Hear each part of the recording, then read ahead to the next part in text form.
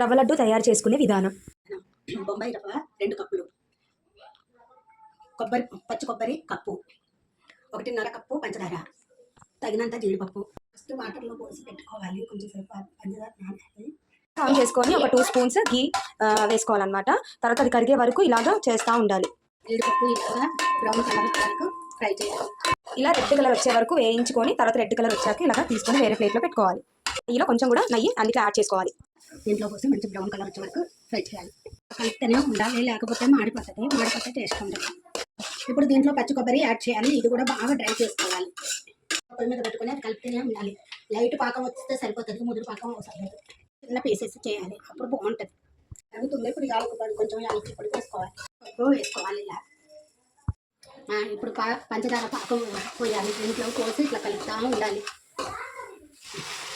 అది ఉండొచ్చే వరకు కొంచెం ఉడకాలి రవ్వ. దీంట్లో నెయ్యి చేత్తో కాకుండా ఇట్లా దీంతో చేసుకుని తర్వాత ఇలా అనుకొని ఇట్లా కొద్దిసేపు ఆరబెట్టుకోవాలి. చేసిన తర్వాత ఇలా అయింది. కొద్దిసేపు ఆరబెట్టిన తర్వాత అనుకు చాలా ఇష్టం అని చెప్పి చేశాను. చూడు ఎలా తింటుందో, అది ఫాస్ట్గా తింటుంది.